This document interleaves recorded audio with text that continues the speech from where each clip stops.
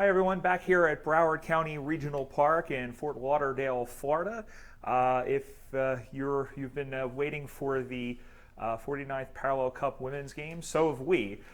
We are currently under a lightning watch in the Fort Lauderdale area, where we have a lightning alarm that went off actually right about 15 minutes before game time.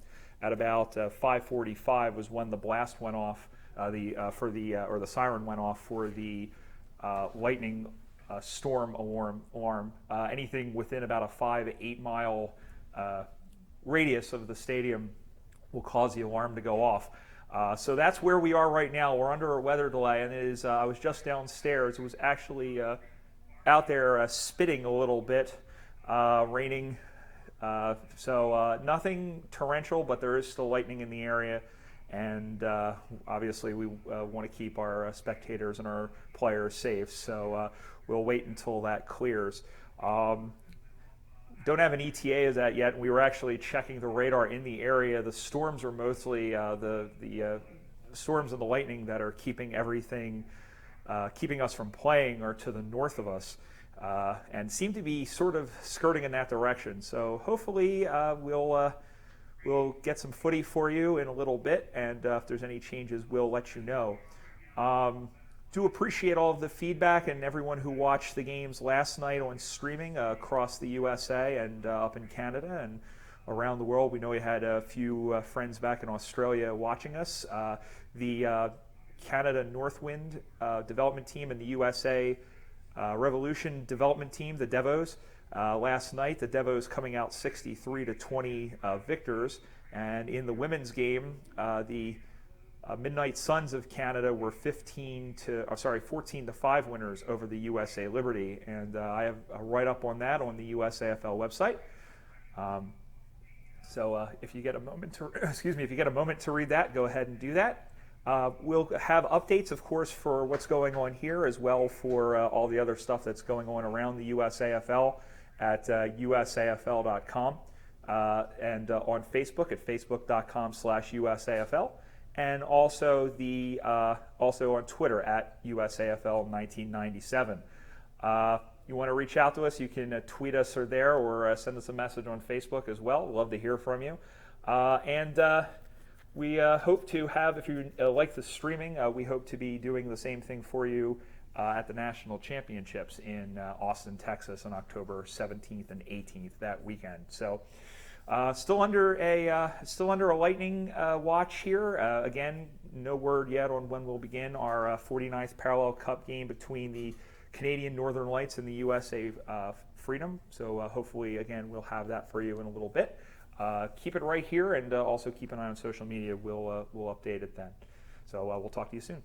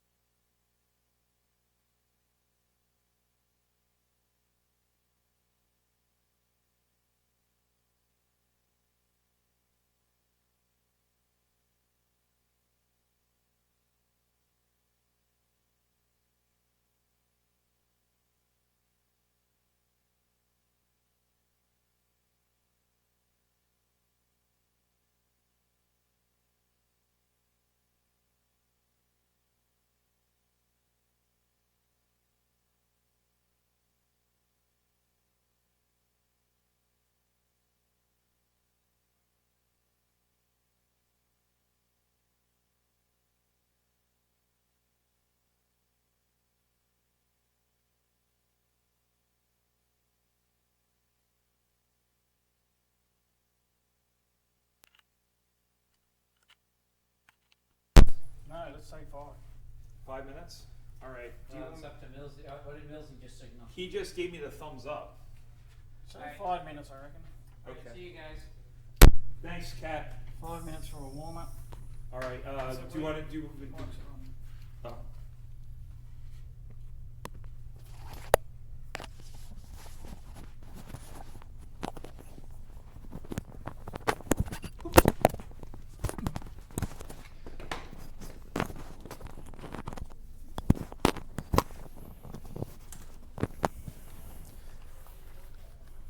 And ladies and gentlemen, if you are still with us, well, we just got the all clear on the from the lightning alarm. We just heard the 3 blasts go off here, so we have a footy imminent, and we'll be having the game started in about 10 minutes time. The teams had gone off the field for a little bit. They were down during the delay back in their change rooms, and now we are just about set to go. We're waiting for the teams to come back out. They have gone into the rooms, as I said. Actually, Canada is warming up on the field as we speak. So we'll officially introduce from Fort Lauderdale, Florida. This is the 49th Parallel Cup for 2015, the women's match between the USA Freedom and the Canadian Northern Lights. I'm Brian Barish, joined by Dennis Ryan. Dennis, how you doing over there? Very relieved to see the game about to start, Brian. I can tell you it's been a little bit nerve-wracking. It's one of those things that are out of our control. Yep. And obviously we've tried to make a lot of things happen. There's the girls from the Liberty going back onto the field. Freedom, mate, freedom. Surrounded, that's the USA Freedom, rather, about ready to get back, or actually going on the field now.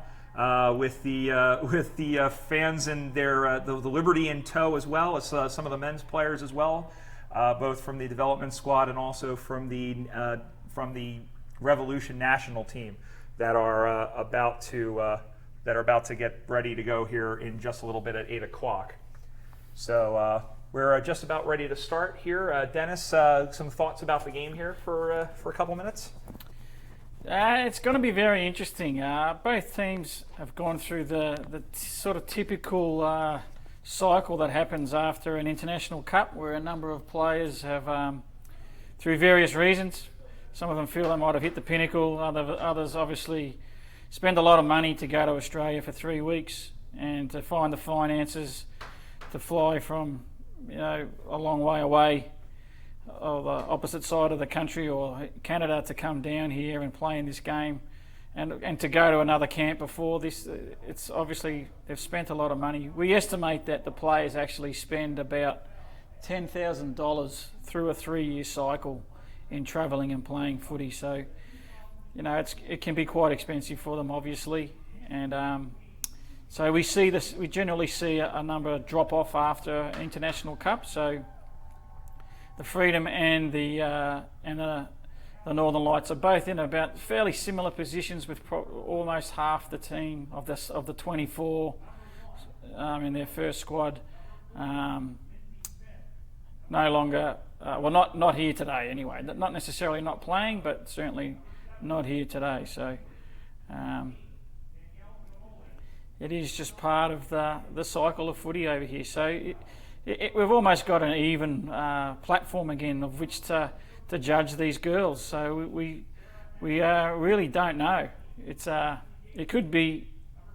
You wouldn't be surprised to see either team win at the end of tonight. Certainly, the Northern Lights have to go in favourites, being the fact that they are the current world champions. They won the International Cup last year for the first time, so it's great to see a North American team winning that and taking that title off either the Pacific region of Australia or Ireland. So it's good to share it around and get someone local for us, in a sense, as being the USAFL. So great to see them reach the pinnacle last year. Now they've obviously gone through some changes this year, and it's probably the best chance the Freedom's going to have in a long time to beat the Canadian girls. So I think we're going to be in for a pretty interesting and exciting match, and hopefully the weather now gives us some respite, and we don't have to have any more delays. It would be nice to just play through and get the games over and done with, and hopefully have some good results. Brian at the moment is just announcing all the different players. I'm sure if you've stayed tuned, you've seen the big scoreboard over here, which has the ability to play the game and have some replays. And obviously we've done a little bit of player profiles that are rotating through there on the screen. So hopefully adds to the experience for our players, and has given you guys at home something to watch for the last hour.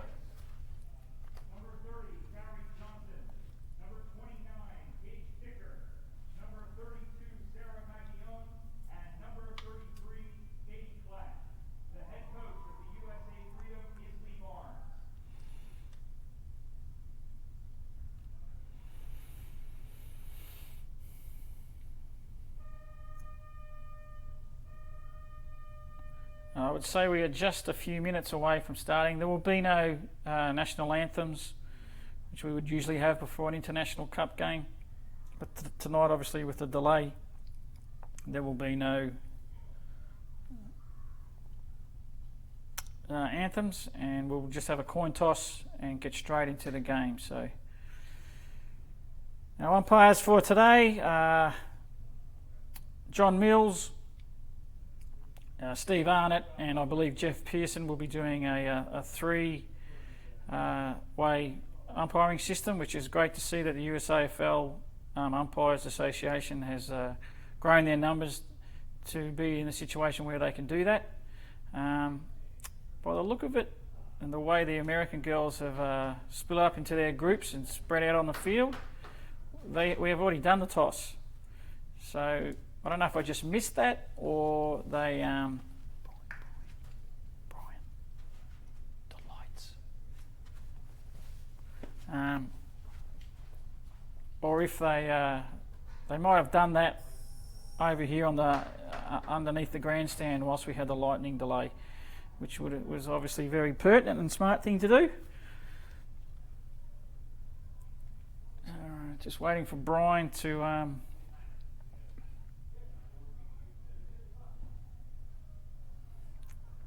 come back and help me start the game. My well, it's not. I was going to say an expertise. My expertise is to. I'm not going to say expertise. My job is to film this, and I'm going to throw in the special comments. You'll mainly hear Brian describing the game. We have a free kick from the centre bounce. I think it was a centre square infringement. It seemed to be, Dennis. It looked like they had 5 players in the square, and we are underway here, and it looks like it's a 50 that's been added on. Yep, it is a 50 that's been added, and that'll be Julie Marks from the from the Golden Gate Roos, who kicks that one. She kicks it from just outside the arc. It's a short kick, and the mark is taken there by the Northwind's halfback flank. And it looks like 50 has been paid on that too. Wow, that is a very unusual start to the game. Very. 2 50s being played here in the paid here in the first minute of this one. Just underway here, first quarter of play. We had about, I would say, roughly an hour weather delay due to the lightning in the area, but we are back underway as they kick that one inside. It looks like it's cut to the near side. Soccering it on is Melissa Armstrong. Armstrong picks it up, and she is hauled down by Justine Stevens. And umpire Steve Arnott will come over and give us a ball up. Opening minute of play here, a minute and a half gone, we would say, as the no score in the match. Going back to get it there, and now finally picking it up and kicking it away with Stevens again. It one hops to 22, which is Jessica Gray from Denver. She goes up to the far side, and that one is corralled, and then handball back, but right into an open space. It's picked up by Estrada. Estrada is taken down, and that's holding the ball. Hillary Perry of the Calgary Nighthawks with the with she the didn't- ties and another 50. She didn't give the ball straight back to it, slipped out of her hands, and that's another 50. Geez, they're Three They're hot on 50s in 2.5 minutes. So Perry will now move into the center of the ground and from the center square. It's a low line drive and it's marked. It was a low line drive, but settling under it was Heather Walsh. So Walsh will step out. This will be roughly a 50-meter kick. It's high in the air. The pack forms, knocking it away and then finally getting to it and then taking down. And a great tackle there, and it looks like it's going to be holding the ball, and it is. Free kick earned by Jacqueline Halliday. So what have you noticed already, Brian? Well, Canada with right now their first foray inside 50, and right now, I mean, oh no, there's a turnover. Turnaround kick for goal, but it's just to the right as Jen Nichols from Edmonton was just there, and that one looked like it just slid off to the right for a minor score. So There was a free kick paid prior, mate. There was no score there. no score there. Okay. And what I've noticed straight away compared to last night's game, Yeah. obviously this is a step up from the development game. Yep. But the skills are infinitely better, and the ball is moving a lot faster than it did last night. Yeah. Up and down the ground. Another free kick paid here. Quite possibly helped by a number of 50-meter penalties. Yes. Well, that'll do it. And looks like it's, I'm going to say that's Valerie Moreau. I saw a 4. There's a kick up on the way. It's going to be short. It's across the face. And it's actually, it did hit the field of play before going out of bounds. We'll have a boundary throw in, but very advantageous to the Northern Lights as the ball comes spinning back in the play once again. Lee in there, Hallie Lee, as she knocks it down, and again it finds the boundary line out of bounds. Hallie Lee, number 20 for the USA, the captain not only of this U.S. team but of her local club, the Denver Lady Bulldogs. And she is one of the most athletic players in the women's game. But her opposite number in there in the ruck is going to do some damage as well as they paddle it out to the near side. It comes to the handball up over the top, good pressure, and then the kick out. The pressure applied by Brett Brower. And it's kicked out to the near side now. And now picking it up again is Stevens. Justine Stevens kicks that one to the inside. It's down. It's loose. Free. The ball is still free. Trying to get it out of there. Finally picking it up and then being taken down. Klatt in there for the U.S. on the tackle. Hemingway also in there. And finally it's cleared out to the near side, but not out of harm's way yet. Trying to pick it up there is Vivian Wynn. She's harassed by Kathy Georgiouridis. The ball still is alive over there, and now it's sort of been gone back into that mull situation, and we'll have a ball up on that far side. 5 minutes gone, opening term here in the 49th Parallel Cup game, the USA Freedom and the Northern Lights of Canada. And we have a whistle here and a free kick to Canada. So going back to take the kick here, it'll be from about 45 meters out. The kick is in short, just off of hands. Right there, though, with a chance. It squirts out to the far side. And we'll find the play out of bounds as Sarah Maguillon, who played last night in the development match and is playing here again. There's a couple players on both sides that are doing double duty. Leah Van Sevenant for Canada is another such player. The ball comes back in the play. It's up on that far side. Here's Wynn. Wynn with the left foot. It's short, not good enough for a mark. The kick is up on the way, and it's a goal, and it's the first goal of the game, and it goes to the Northern Lights.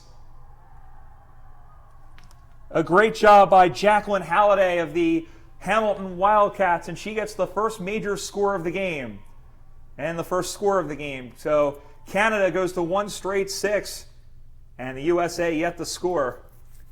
And just as you had said earlier that the play seemed to be opened up a little bit, it looked like it had bogged down a little bit, but Canada doing a good job of the territorial advantage to penetrate the back line there, Dennis. Absolutely. They locked it in their forward line there. The Freedom were trying for a number of minutes there to get it out, and the Canadian girls just built that wall and were impenetrable, and finally it was a pretty good kick Yeah. from the fairway. That's a 40-metre line, by the way, 40-metre arc. It's not a 50-metre arc, so just for the viewers at home, just to understand that that's only 40 metres, not 50. Marks was looking for Carly Smolak, who we expect to be very busy up on that forward line, and it'll be a free kick to the USA. And it looks like it'll be Emily Reel, and it is. So Emily Reel, who can beat you a number of different ways and who has a deceptively strong kick, goes in short, and it's marked by Kastanek.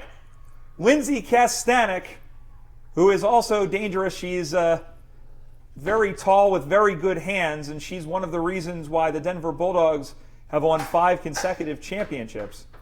She's going to kick from about 25 metres out there, Brian. Kick is on the way, and it's dead center perfect. And the girls are happy in the goal square, yep. So quick answer by the USA Freedom. It is 1 straight 6, each of 2. And we've played, I would say, roughly 7.5 minutes of this opening quarter. It is 6-6. Kastanek's forward line mate, Kaylin Masher-Mace, played in last night's development game, and the two of them are a very deadly combination considering the fact that they both use their height.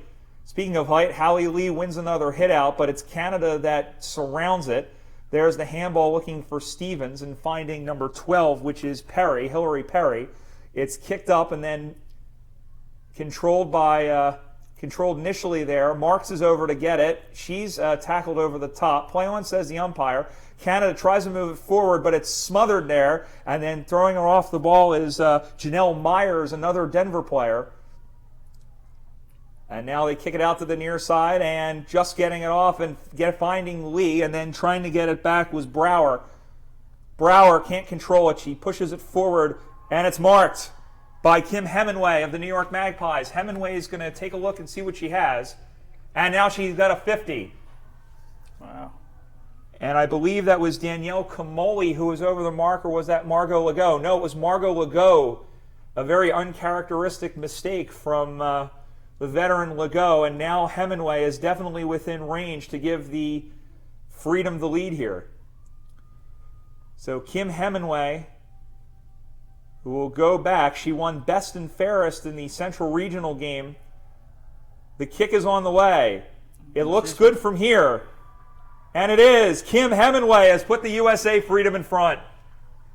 2 straight 12 for the Freedom. Canada 1 straight 6.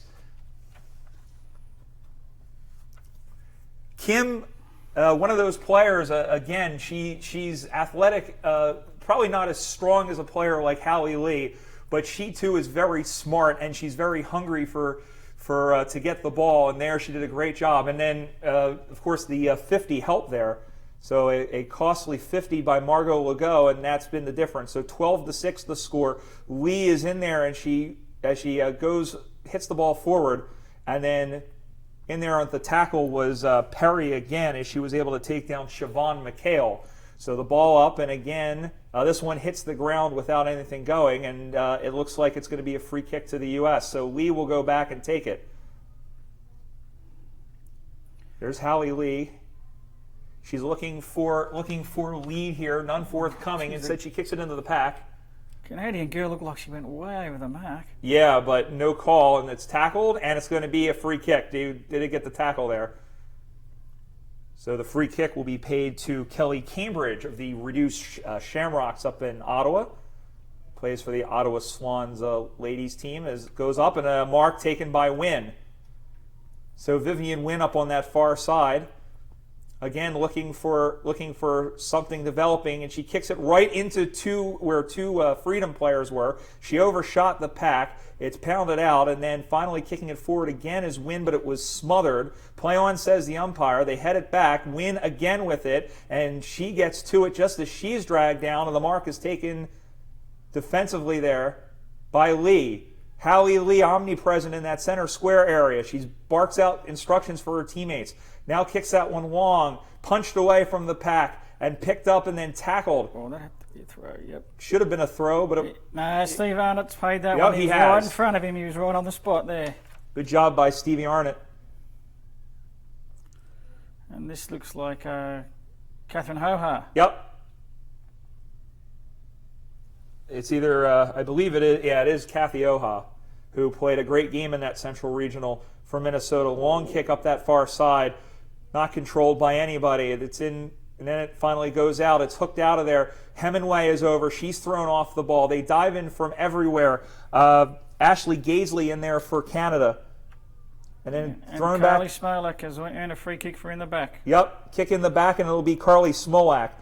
Smolak had when we were out in the Western Regionals out in Sacramento, she had a very dominating performance, kicking 4 goals.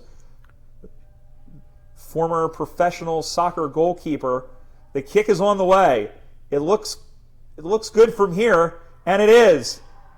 Another goal to the USA, Carly Smolak. 3 straight 18. Canada 1 straight 6. It's a 2-goal advantage.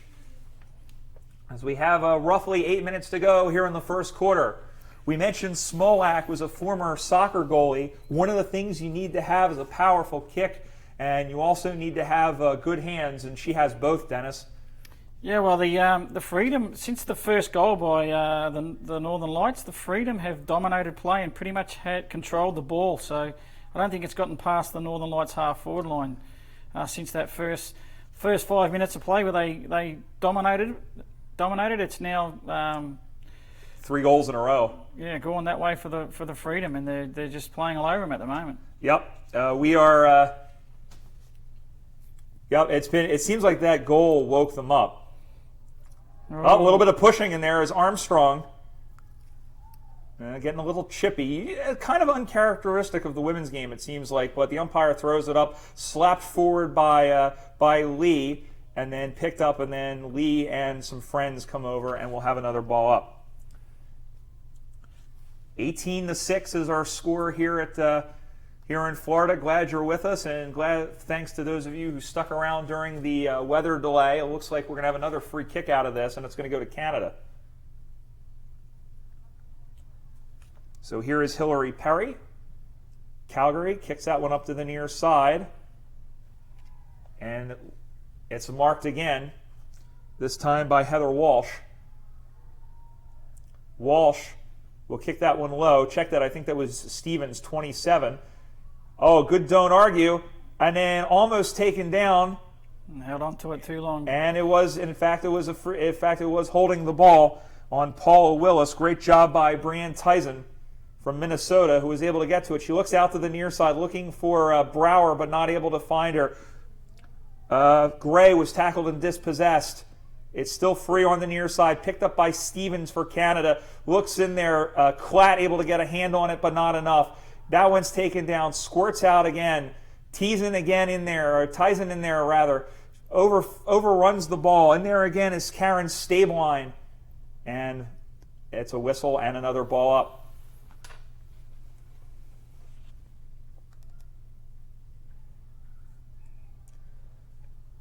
And it's going to be a free kick there. It looks like a push in the back. I don't think it was a push in the back. I think he might have called. She blocked her run at the ruck contest. Yep. So here now is Brower, who tries to get it out to the near side. Picked up and then tackled without the ball. That has to be called in at will. Valerie Moreau is the one who gets called for it, or who gets the free kick.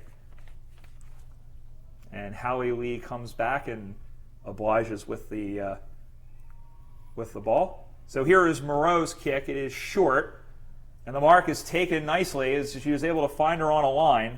And that again was Justine Stevens. Stevens' kick is going to be short. Quokka got spun around. Everyone did as well, as did Willis. Over there is Dana Arnold, who can't get to it. They try to pass it out of there. They do. Quokka is held, but now it comes to the near side. She's stripped and dispossessed. Stevens again is over there, and it's still in on just by the hair of the chinny chin over there on the sideline, and it's out of bounds, or rather they do call it up as Lissa Regetz was over there as well.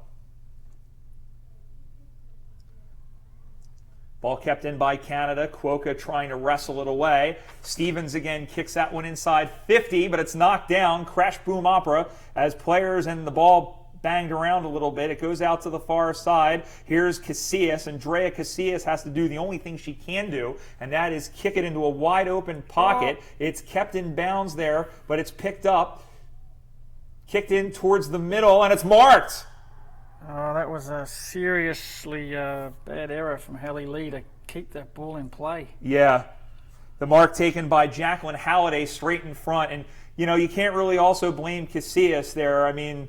That was actually a good kick for the boundary line from Casillas. And Halliday's kick is a good one, and it's a goal. Casillas was obviously under pressure too, but had the vision to find Hallie, and that's who she kicked it to. Being under pressure, she wasn't spot on with the kick. But Hallie's made a bit of a basic error there by keeping the ball in play in your defensive area. You let those ones roll out of bounds.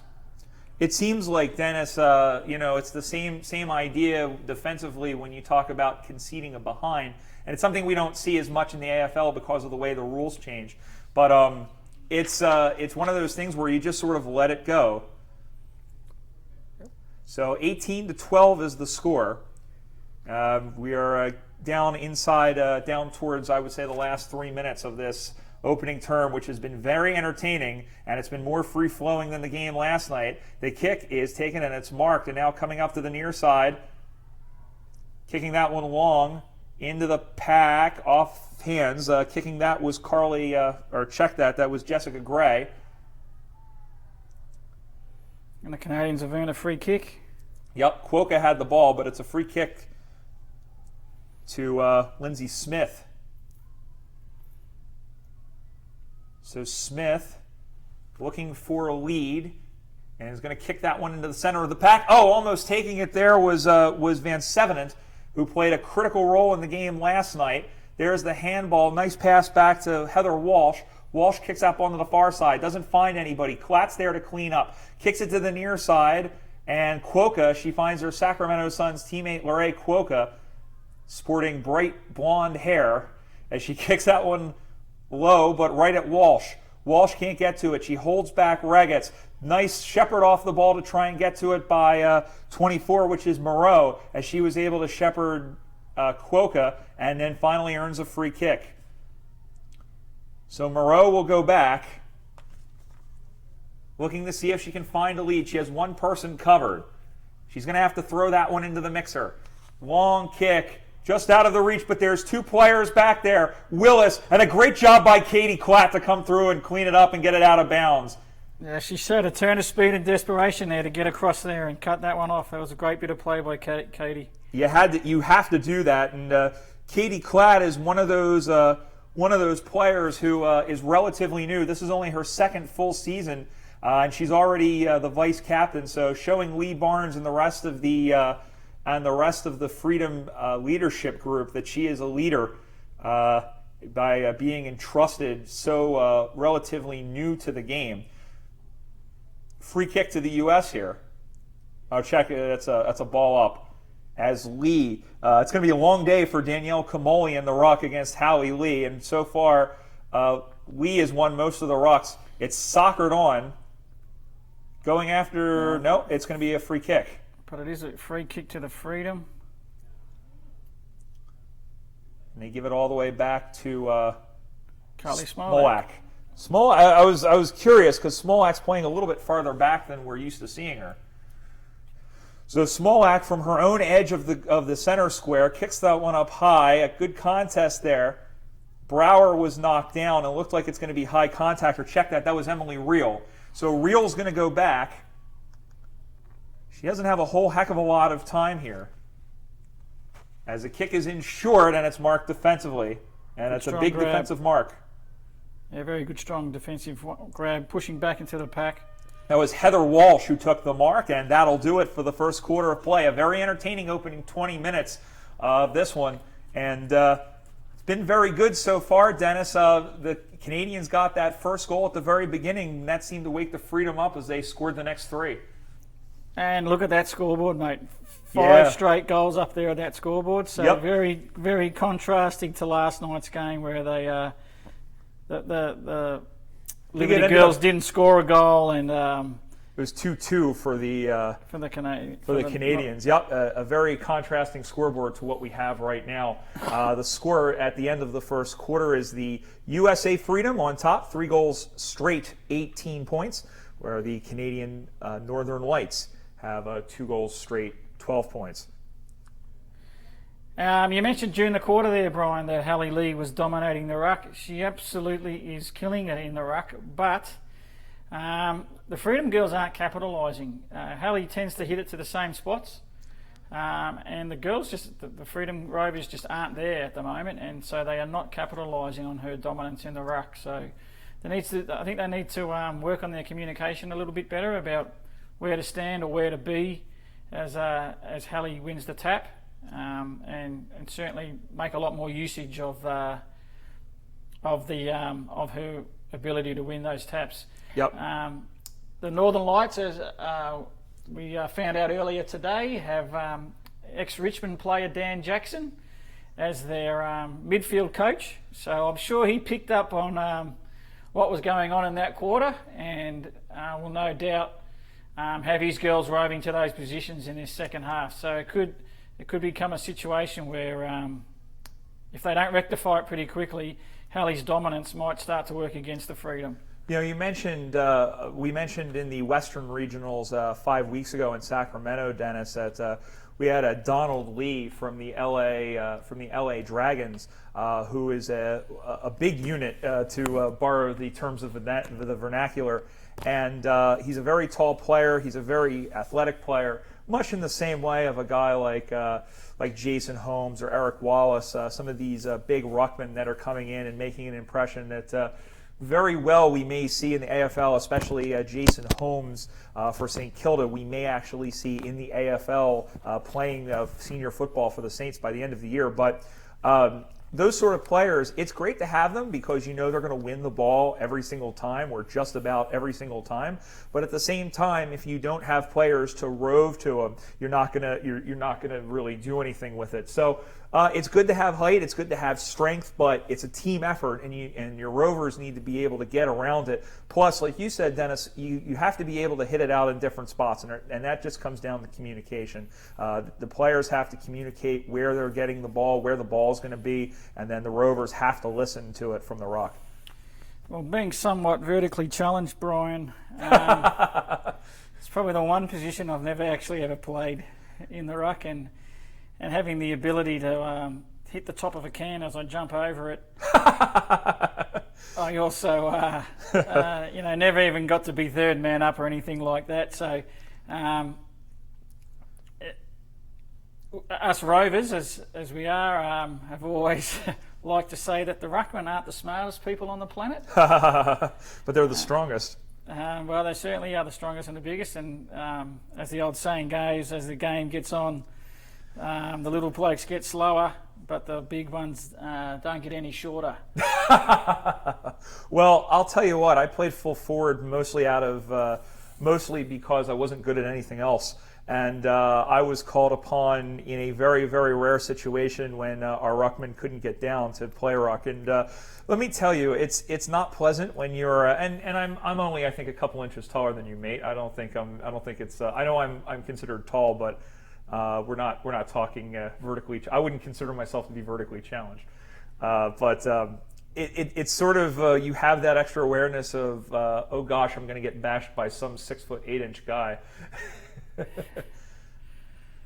As we look at the two teams in the huddles there, who are you looking at there, Dennis, right now? The Canadian team, being well supported by the men's team standing behind them. Yep, that is that's absolutely great, and one of the things that we did sort of catch at the beginning with the Americans here is that everyone's out in support. The American men are going to be warming up soon, getting their warm-ups underway, but you see the Canadian men lending theirs, not only from the regular team, but also from the Canadian development team that played last night, that played very well, but went down 63-20 to the American development side. A very entertaining game that hopefully you guys got to watch yesterday. And yeah, it's great to see the support, both for the men and the women, for each other, and for the development sides and the senior sides as well.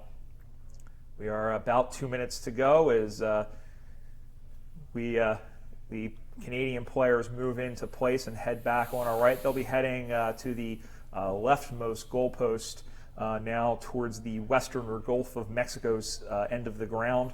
and the Americans will be kicking towards the East or Atlantic Ocean side of the ground. Although I think we're about 10 miles from the ocean as they move back into position here. Again, the score: the USA leads 18-12. Brian Barish alongside Dennis Ryan with you here. We're glad wherever you are watching us tonight or today, as the case may be, Sunday morning over in Australia, and should be good to go. Is Steve Arnott, or it would be the other umpire, not Steve Arnott.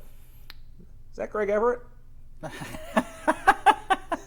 Maybe in a few years' time it might be.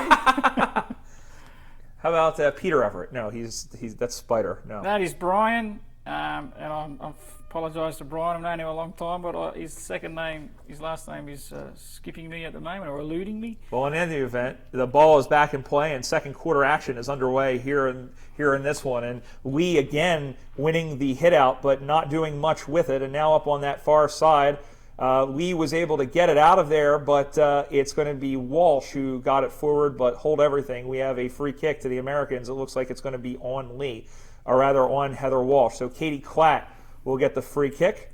Katie Klatt, a resident of Northern Virginia, or originally from there, actually moved out to Sacramento to pursue her studies, as Mark almost taken over there, and that's how she took up footy, looking for different sports, and joined up with the Suns. And here she is again, Klatt, as her defender falls down. She's got some room to maneuver. She finally picks it up, has some support, kicks it into the middle, over the top of 17 there. They shuffle it on, and then being taken down, and it's going to be holding the ball. In there was Estrada, but in the end it was Siobhan McHale who was taken down. So free kick to the Northern Lights. The kick is off the side of the boot into the middle. Luckily they'll have support. It's paddled on there. There's Casillas in there. She's stripped and dispossessed. Georgiadis was in there as well for the USA. Finally picked up. And now Reel and, or rather that's Walsh in there for Canada against Drea Casillas, and we'll have a ball up. Little more than a minute, roughly a minute and a half played of a scoreless second quarter, 18-12. The USA leads. It's 3 straight to 2 straight. As Cuoca throws that one on to the right, it brings rain, and the mark is taken by Sarah Enor from the High Park Demons in Toronto. And then she's taken down, and it's going to be holding the ball. Just incorrect disposal there. She was just being held onto by Estrada. Jessica Estrada. And who's no, taken she's going to off go and kick it. played on. It's in short. Looking for Tyson, I do believe. And then it's tackled. And it was at Estrada again. Yes, she gave away a free kick, and she has done so to Rochelle Chabot of Calgary. So Chabot comes out to the near side. Wynn gets her hand on it, and it's another free kick. Wow. The infraction on Georgiadis. So the kick up to the near side, the near wing position, and it's marked. Valerie Moreau. The island of Valerie Moreau? No, kicked on to the near side. Into a pack. It gets over everyone, comes to the near side, and it's just out of bounds as the player over there, Kate Rankin from the Etobicoke Roos in Ontario, was unable to keep it in as the ball comes spinning back into play. It's punched forward, and picking it up was Reggetz. Reggetz with a low straight kick, knocked down. And now to the near side, Casillas, or rather that's Georgiadis, throws a shoulder in there. Reggetz not able to get to it. She squirts out. It gets by Estrada, and then throwing to the ground there was Marks. And we'll have a ball up as Marks was in there on Moreau. So here's the ball up. Ball back in the play again, and Lee again able to control the ruck, and this time she finds a teammate as Hemingway just able to get it away. And now handball off to the near side, and then pushed down without the ball. No play on, says the umpire. Hemingway with a centering ball. It's up in the air just off the fingertips of Kastanek. Legault is back there to try and get it away. Picked up again by Kastanek, and it's a whistle and a free kick. And it's going to be on, looks like it's going to be on Kastanek, and it's Margot Legault. Legault's sister, Amy, who is playing in Australia, was named as the MVP of the last International Cup that this Canadian team were victorious in Melbourne, and that's why she is not here. Relatively a pretty new team for Canada, as only 5 of their 18 starters are in this game. Estrada's taken down. Real's kick was smothered. That one popped up over the top, and it is juggled and handball in the middle for Hemingway. Hemingway's by herself and kicks another goal. Great job to find Kathy Oha, and Oha found a wide open Kim Hemingway.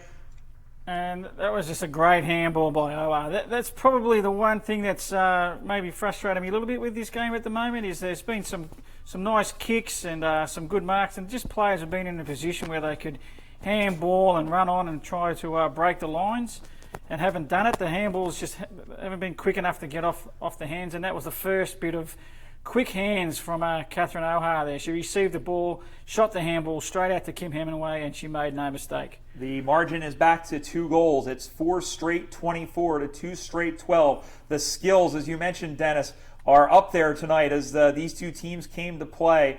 And Regitz is in there for the tackle on Leah Van Sevenant. The ball is still loose and then picked up and then running right into Magillon. And picking up here is Walsh. Walsh will kick for goal, but it has missed everything. And hey, we have our first miss. It's a behind, and that cuts it down to 11 points. So Canada goes to 2-1-11. They trail the USA Freedom 4 straight 24 with 5.5 minutes gone here in the second quarter.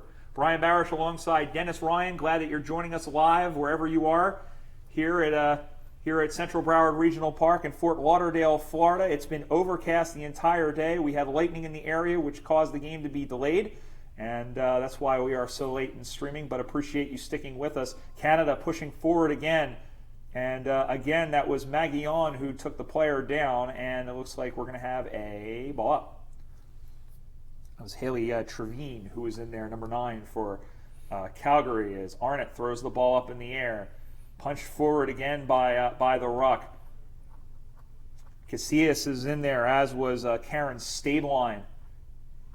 Regitz is in there as well, and the ball finally comes out after Steve Arnott calls the ball up. So Canada attacking now, and Lee just doing what she does, and that is volleyball, spike the ball up forward. She finds Estrada, who finds Lee. Lee has to go around the left side. Good handball again, but unfortunately Armstrong didn't capitalise. Nope, not held on to by Melissa Armstrong. And in the end, it's going to be a free kick to the Canadians. Ball from just outside that 40-meter arc, and Klatt went up to get it but couldn't. Handballed up over the top. It's punched forward by Van Sevenant. And then up towards the goal. The U.S. has nobody back there in defense. They scurry back there, turning and kicking for goal and getting it.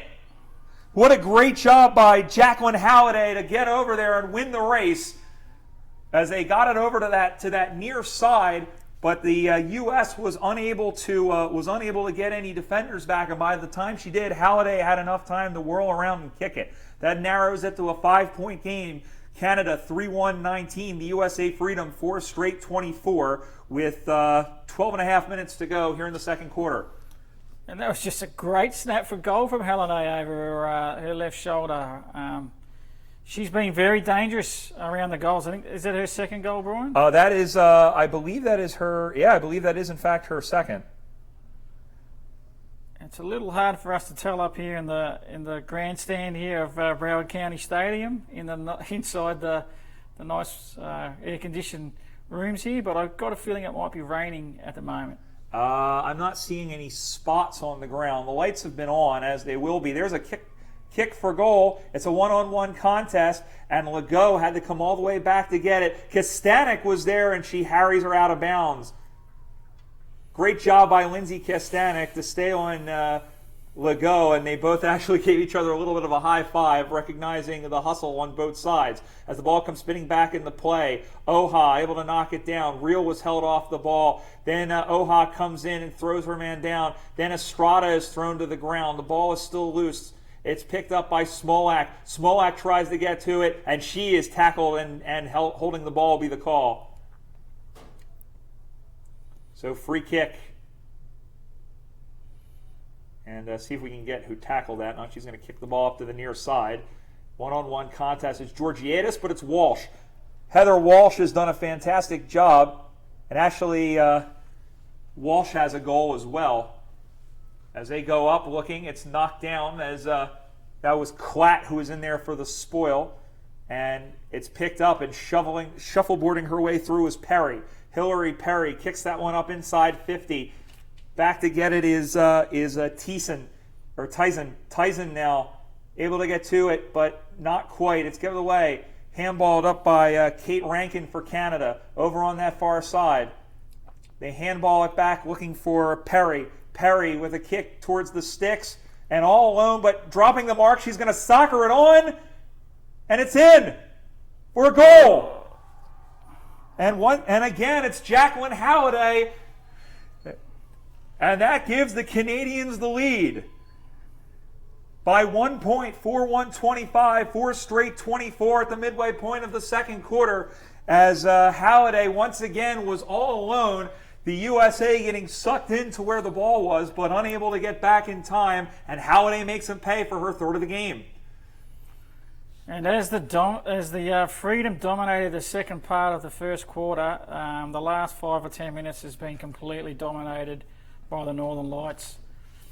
So 25-24, and that is the second lead of the game for the Canadians. It is in fact raining a little bit. We see the sidewalk glistening in front of us. You didn't believe me? Well, I think no. Ball is kicked up forward, and it's kicked onto the near side, so the grease watermelon effect may come into play a little bit. Here's Georgiadis, who tried to wheel around and can't get it. Trying to paddle it on is Casillas. She's going up against Moreau. Now finally going, and it ping-pongs around. Quokka picks it up. She's tackled, but it got right to Klatt, or check that. That was number 10, as that one's kicked inside. Again, Halliday is back. They got to try and get it out of the last line of defense. And finally, we have a whistle, and it's going to be a free kick to the U.S. They'll have a chance to clear it out. That was Karen Stabline. Check that, number 10 for the USA, who had it. Now kicked up to the near side. That is Stabline looking for Lee. It's just over the top. 25-24. Canada leads by 1 point. Quokka doing work in there, and handballing it off was Kamoli, the ruckman. And finally, we have a whistle and a ball up. Looking at about 8 minutes and 15 seconds left unofficially here in the second quarter. Lee was there uncontested by Kamoli. And finally she gets it up, or rather Regetz gets it up, kicks it to the near side. They handball it back into the middle. It's just laying on the ground, and well, that's probably because there was a whistle. Dennis mentioned we're up in the pavilion, so the whistles are going to be a little bit difficult to hear, so if we miss something, we apologize. Here's Heather Walsh. Walsh will kick that one up into the pack. Lee can't get it. She slapped it down to the ground. Quokka able to kick it out to the near side. Crash Boom Opera again. Picked up by Halliday, who keeps it in. Into the middle for Van Sevenant. Van Sevenant was dispossessed. Now she's able to get her left foot onto it. It hits the ground. And then Casillas wasn't able to get it. Grigoriadis had it. It skitters by Klatt. We'll find the boundary line out of bounds. We certainly have some grey skies at the moment, so it is coming down fairly consistently at the moment. It is, and our hope, we can play in rain, but our hope is that we don't have any more lightning, so we don't catch another delay as the ball is kicked inside 50, and a nice mark, and a free kick. No, it's paid, and that is Katie Klatt. Probably a little quick on the whistle there, but certainly in the conditions, it's... Well, looks like we have an injury here in the middle of the field. Yep. And getting up slowly was Lissa Regetz. I do not see the number of the Canadian player. We have a couple over there, and we'll check it out. While we have a break in play, we'll tell you that right after She's this. Up. Oh, she is up. And coming off to the side, we'll try and get the number for you, but she looks like she's okay, which is good. She's coming off under her own power. We have the men's game, the Canada Northwind and the USA Revolution coming up after this one. Not quite sure of the time yet as far as the start time, but just stick with us on this stream or the other stream that we have posted. Mark taken on that far side by Tyson. Well, we had worked out the schedule to the minute, Brian, but now the delay has thrown us out, and it's going to take a bit of maths for us to figure out what the new start time would be. Which, yeah, well, The best laid plans, Dennis. as far as maths are concerned, we're pretty good at footy. Yeah, and that's all that matters. Tyson tried to get it, but it was smothered. And now coming out to the near side and picking it up. That's Lee was in there who was able to paddle it away from Erica Scott. And now the ball is kicked to the top of the arc. Klatt had it. It was kicked back to number 9. She's going to kick that one, and it skitters wide as Haley Trevine tried but missed to the right. But it's a 2-point lead now for Canada, 4-2-26 to the USA Freedom, 4 straight 24. 5 minutes to go. Just joining us, it was 3-2 straight at the end of the first quarter. Canada with 2 goals after the USA had kicked the opening goal of the term. Canada had scored a goal, kicked it behind, and then kicked another nice one through Halliday. And a free kick. I believe that was Stabline again. Is who's it, held up. no, I think it might be Brett Bauer. No, it is Brett Bauer. I'm sorry. She has the headband on. Looking for Perry, but not finding her. It bounces out in front. Going up, knocked down. Uh-oh, this is trouble. Could have been pushed in the back. It isn't. Play on, says the umpire. Klatt in there against Dana Arnold. It comes out in front. Still a chance there. Halliday not able to get it. Throwing it on to the right. And kicking a goal It was number 14. was for- Marlena Ginocchio, the captain from Vancouver. Jason Arnold, the head coach, told us to keep an eye out for her, and she did a fantastic job. So that takes Canada on the 5-2-32. It's an 8-point lead. And it's 4 straight 24 for the USA Freedom. Dennis, what's going on in that back line there for the U.S.? Just pressure, mate. I think it's just the continued pressure that the Canadian midfielders and forwards are putting on the Freedom backs. It's just relentless at the moment. They need a bit of respite, a bit of a break, and have the ball go up the other end to just give them a bit of time to sort of catch themselves and reorganise. But it wouldn't be a bad coaching ploy to maybe throw an extra player behind the ball now at the moment and just try and shore things up for the moment and get them into half-time without giving up any more scores. Yeah, and we're going to have a ball is knocked forward by Canada. And they still have it in the forward. They're threatening once again. Again up by 8 points, trying to extend it as we are under 3 minutes to go in the half. It's kicked inside. Again, Halliday unable to get it, and her opposite number 19, which is Tyson, able to get it away up that far side. And it's tackled and out of bounds. We'll have a boundary throw. And Ginocchio, who kicked that goal, just 24 years old, a veteran of 2 international cups. She had hurt her foot in the lead up to this, and lead up to the International Cup last year, but has recovered and is playing good footy so far. Just out of the reach of Brower, who can't get to it. Perry handballs it back to Brandy Corrigan. Corrigan able to get it forward. Down on the ground, throw a blanket over 10 players, and it will be, nope, it squirts out. And they work it back to Van Sevenant, but that one is kicked across the face.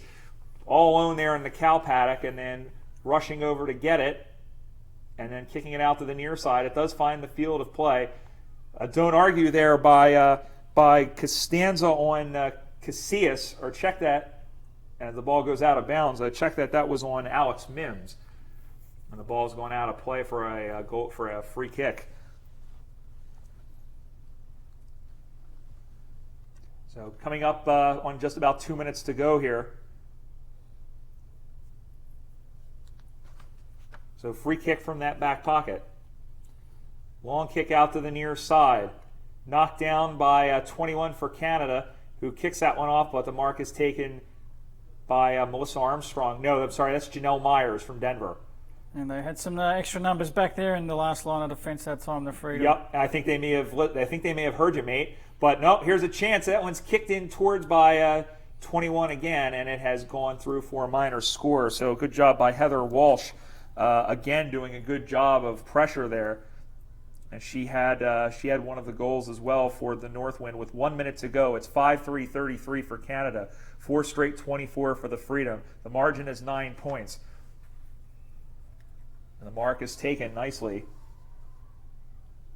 Kicked out to the near side. And all alone, where was the defense that time? As that was Costanza who was unable to get it. Maguillon was there and couldn't claim it.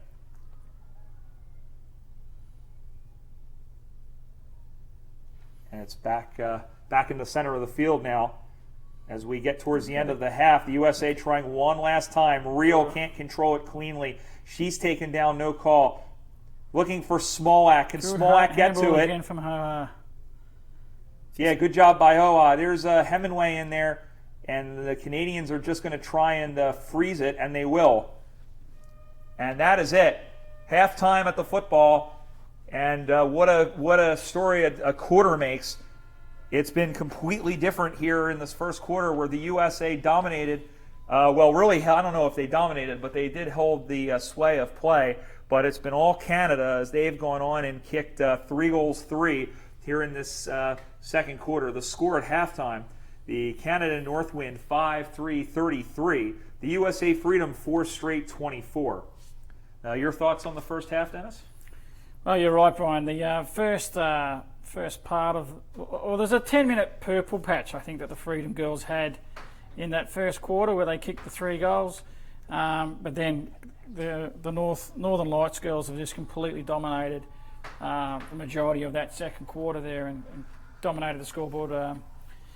The Freedom girls were able to get the ball down early and kick the first goal of the quarter, but then certainly after that 3-minute or so mark of that second quarter, the Northern Lights girls just dominated. And Halliday, well, she's just been a real headache for the Freedom girls down there in the back line, having kicked the 3 goals. Mm-hmm. Probably could have had another, but the ball went to the captain, who I'm sorry was Ginocchio. And she kicked just as well as Halliday. So I would say probably at the moment, maybe the small difference is just the better skills of the Northern Lights girls. Yeah. It's just probably making just that difference. But certainly a 8-point game at halftime.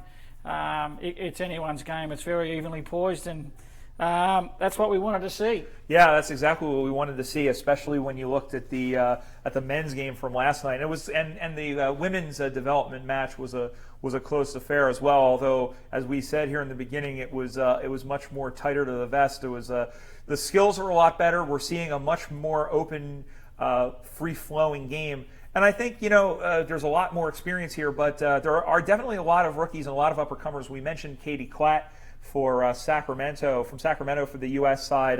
Halliday is a rookie for the Hamilton Wildcats as well, who is described by Jason Arnott as one of the best midfielders in the East region for them. So it's good to see her play well here in the opening term. So we're at halftime with the score 33-24 in favor of the Canada Northern Lights. Just recapping again the games from yesterday, we saw the USA Freedom, the development squad, win 63-20 over the Northwind development squad. You'll see the senior teams play at the conclusion of this one. It was about a 45-minute delay, I would say. So we're looking at well, I don't want to take a guess here. We're probably looking at closer to 9 o'clock, probably around 8:45, 9 o'clock Eastern time, which would put it at about, if you're watching over in Australia, about 11 a.m. over there on Sunday morning. And the women's game, as we had mentioned, was a 14-5 decision for the Canada Northern Lights. So pretty good action, and of course, glad that you're watching it here on USAFL.com, wherever you are here on our YouTube stream. We got some time, about 8 minutes before the beginning of the second half, as the players go back into the rooms here. We see the lights on here at Fort Lauderdale, here at Broward County Stadium, and our good thanks to the folks at Broward County Regional Park Stadium. We did have a game earlier today featuring the Atlanta Kookaburras and the Fort Lauderdale Fighting Squids, and it was the Kookaburras that came out victorious in that one. I believe the final score was 56-33 in favor of the Kukas over the 18th ranked Fort Lauderdale Fighting Squids. We have lots of action for you, and by the way, in case if you are liking what you see here and want to catch more USAFL footy, check out our YouTube channel. We are the United States Australian Football League, or USAFL 1997, I believe is our account name, as we have all sorts of replays and interviews from the Central Regionals, the Western Regionals, which were held out in Central Regionals, which were in Racine, Wisconsin 3 weeks ago. 2 weeks before that, we had the Western Regionals in Sacramento, and back in April, we were at this very ground doing the Eastern Regional Tournament. So check in on that, and again, facebook.com/ or USAFL 1997, rather, it's just USAFL, facebook.com/USAFL, and it's at USAFL 1997.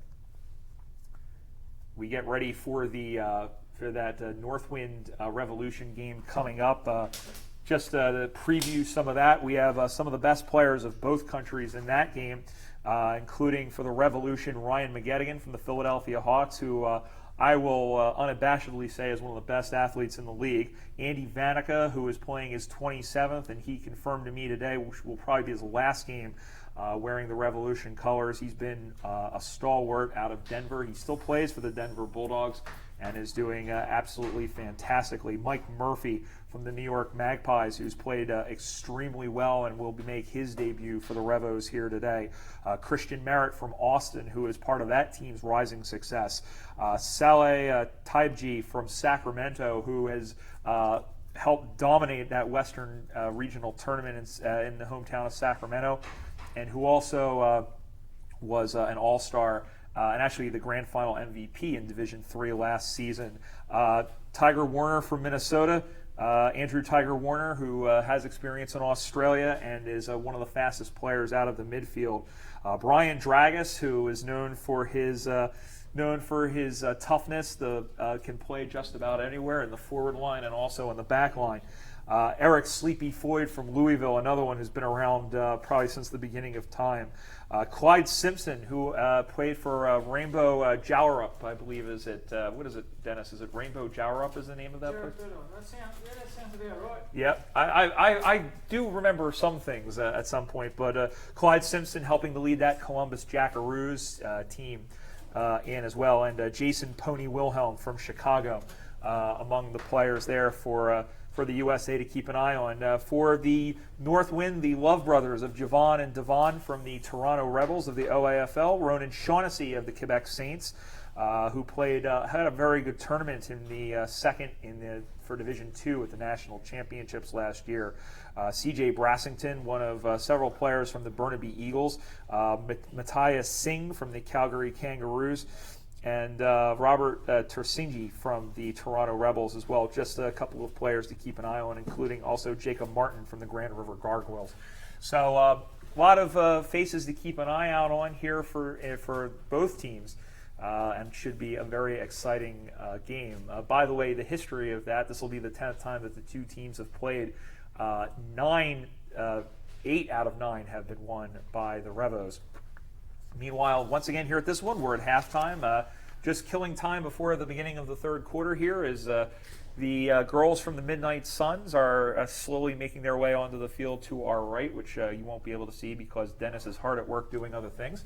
But we've got they're forming the conga line to bring them back out onto the field. It's not a conga line. What is that? That's the guard of honor, I guess, as they are. And we mentioned the spirit that they have here for both sides, where they do, there's a lot of cheering on for the different teams, and it's neat to see them put together these displays. We're starting to see it on our left now with the girls from the USA Liberty, who put together an absolutely fantastic showing. Sounds like we have I believe it's the 2-minute warning as we get ready. By the way, this is the 5th contest between the two teams. I have Kat Hogg who can confirm this with me. It's 2-2, right? What? This is the 5th contest between, and it's 10, 11,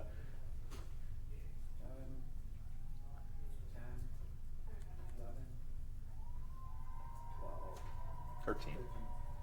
I'm talking about in the Parallel Cup. Sixth in the Parallel Cup. It's 2-4 Where'd you get Canada that, 4-2. Tommy, yeah. Okay.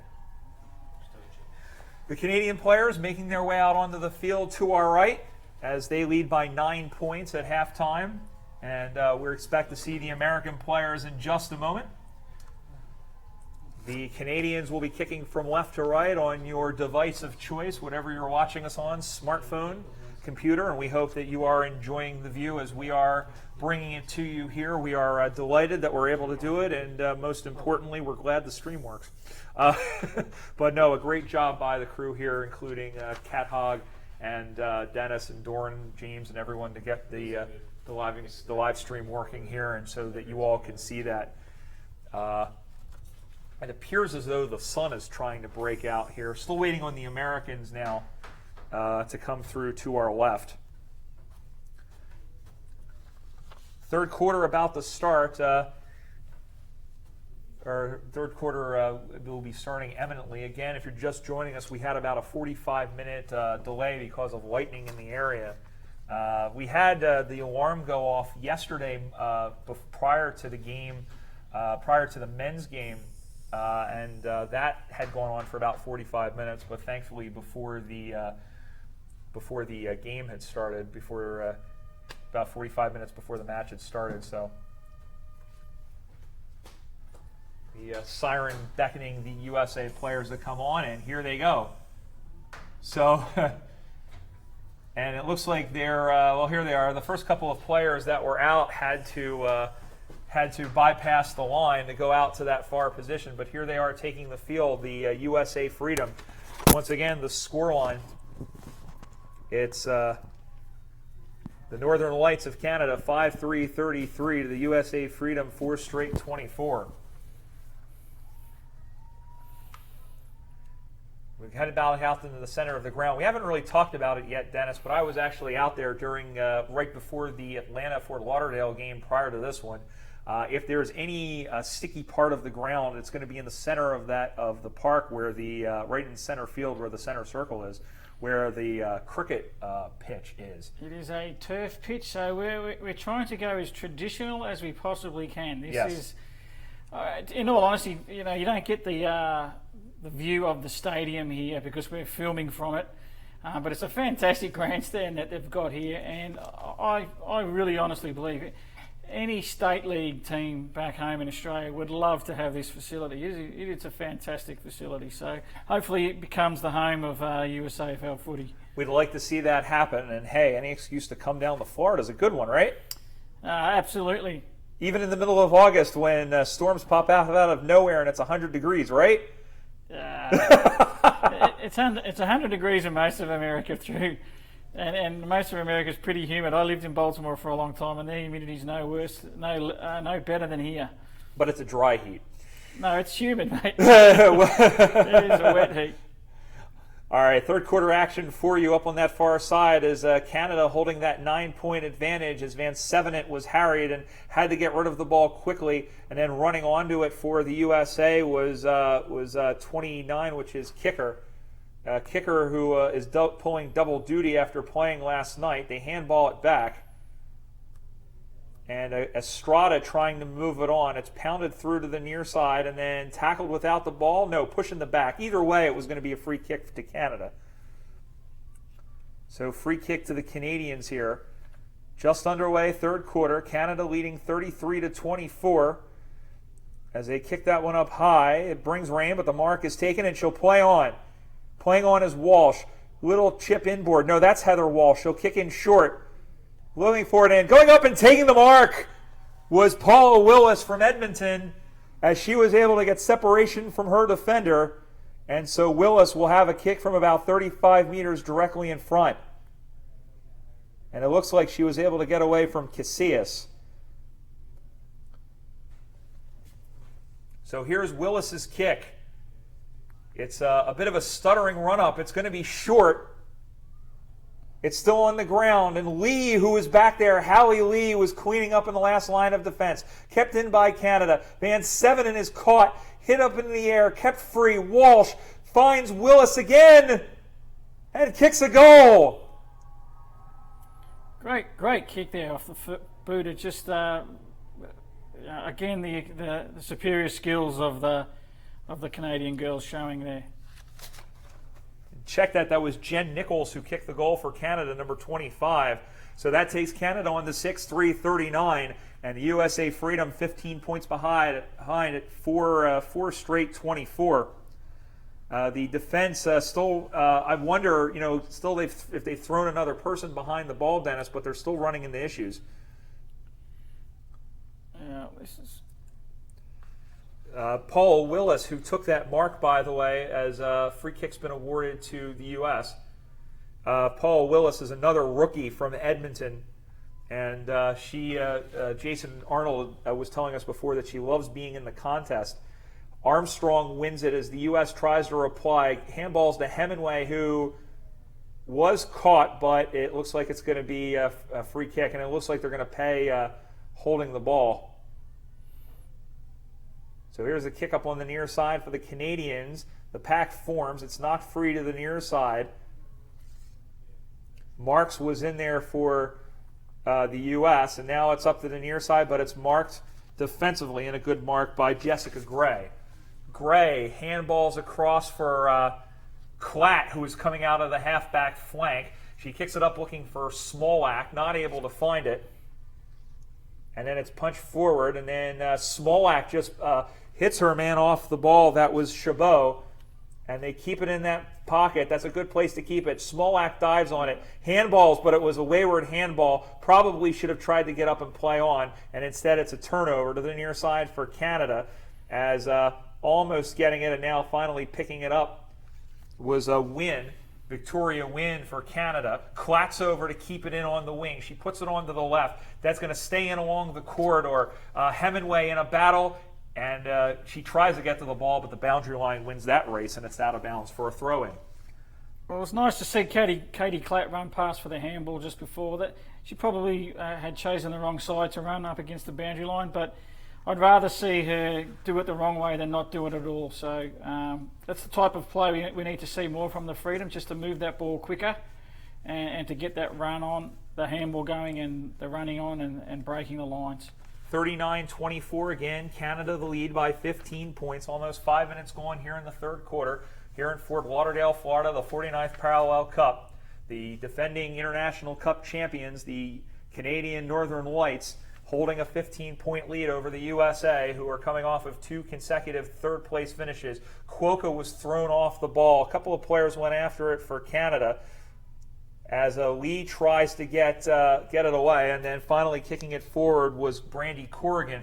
Corrigan goes up, it rebounds inside, just on the outside of the center square. There's some pushing and shoving in there, and then finally it's picked up and kicked in inboard. As Casillas comes down, she is tackled. The ball comes out to Maggie Yohn, and we'll have a free kick for pushing the back. It'll go to Drea Casillas. Drea Casillas from the New York Magpies, original member of the Magpies and the Arizona Lady Hawks, has been around this game. I think this is her 11th season, and has done a lot for the game of football here in the U.S. as our women's coordinator.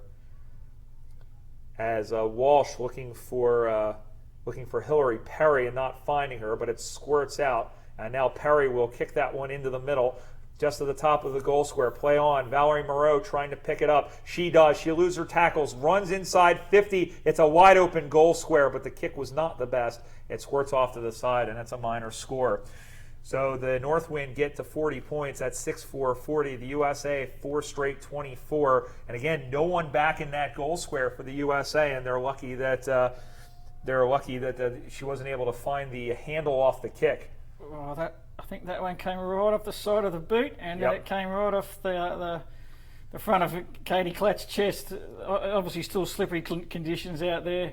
The rain has tapered off a lot, and it's just a very, very slight drizzle at the moment. It is, in fact, to our left. Here's some run-on play from the Northern Lights girls. Yep. As they run inside 50, it's going to stay into the corner. It bounces past Casillas. Nichols is in there trying to get another one. She had one earlier in the quarter, but it's out of bounds, and we'll have a boundary throw-in, I believe. Yes, it comes back in the play up on that far side. It's kicked in. Play on, says the umpire. Nichols has it. Nichols, it's a worm-burning, finger-breaking mongrel kick. It's past Willis. Lee is in there, who's been sort of going back into a defensive role. Play on, says the umpire. Kicked in there, and it comes around, and there is Moreau again. She turns for goal, but again, it's off the side of the boot. So another chance goes wasted, but another point, and that takes Canada on the 6-5-41. USA Freedom, 4 straight 24, 12 and a half minutes to go, third quarter.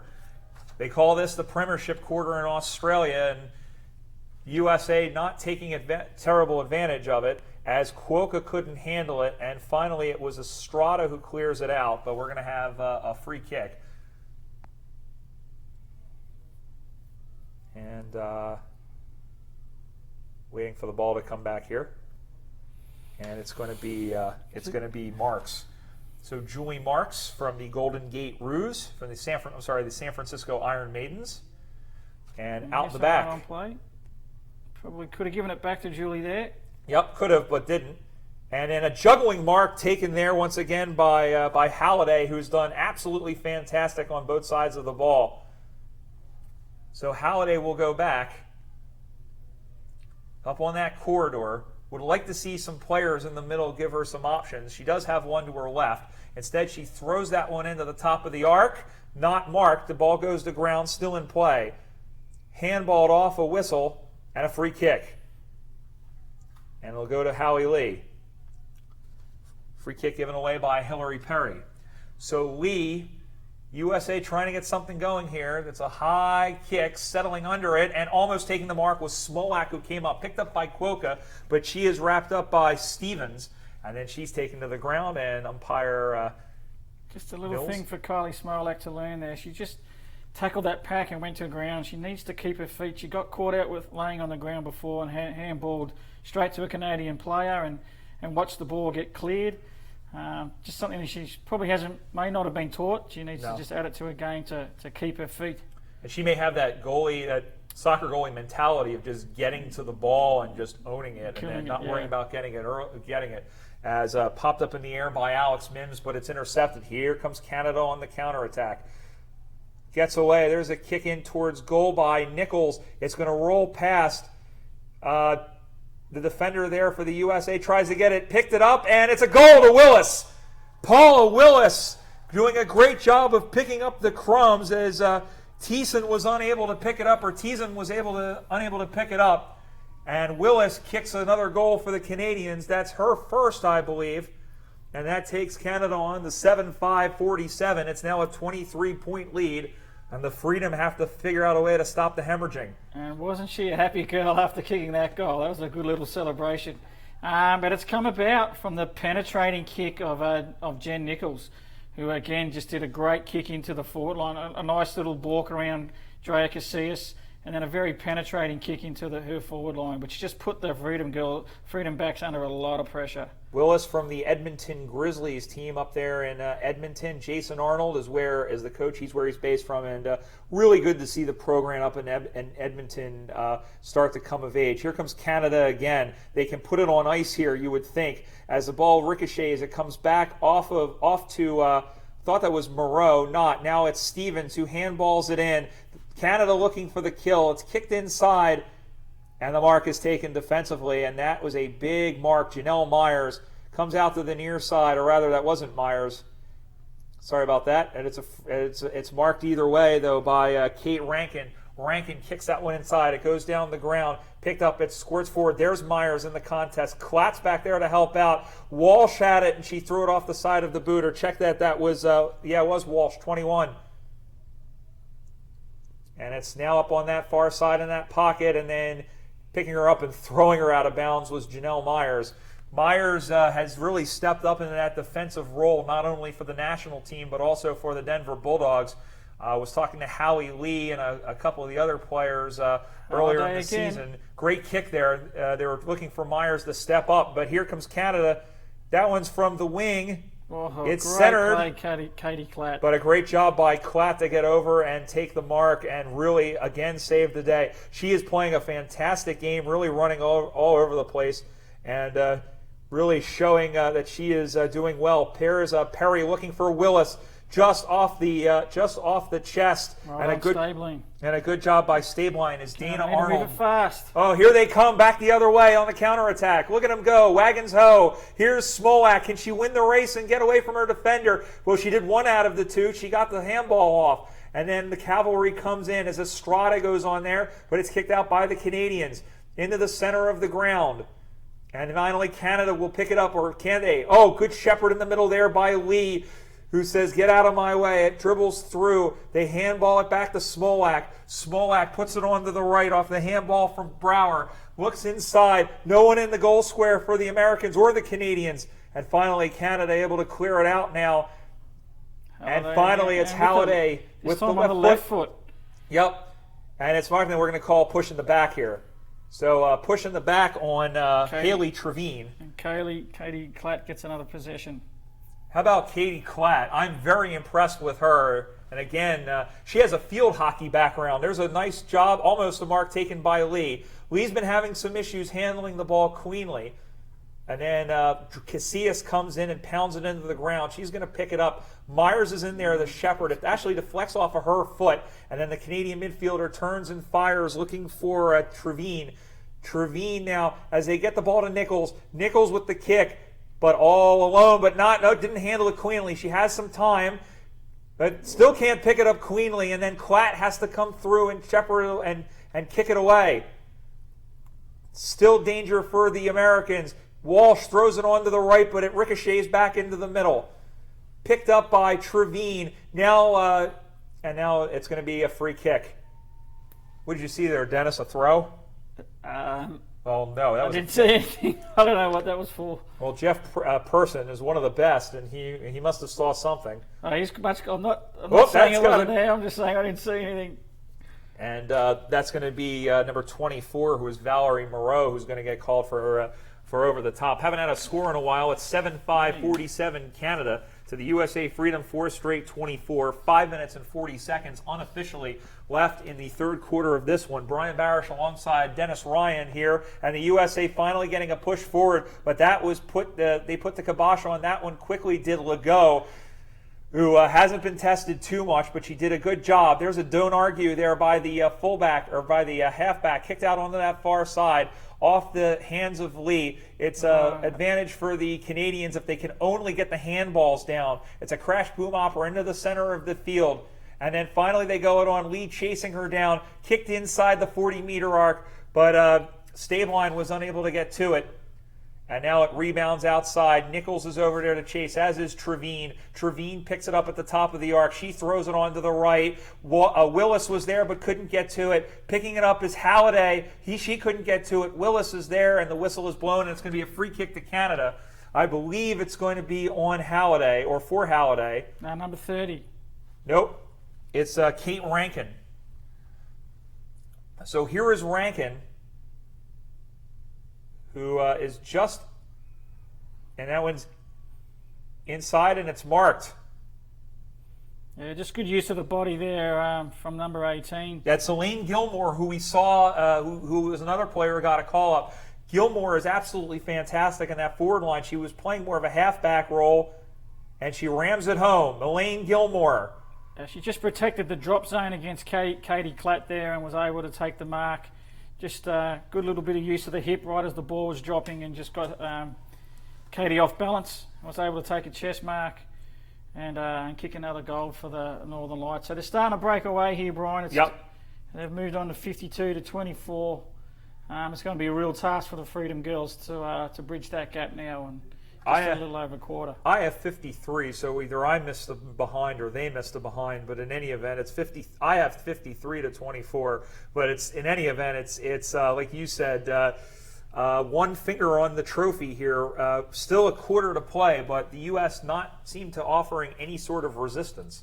But a great job by Gilmore from the Plateau Eagles in the Montreal system, the Quebec League.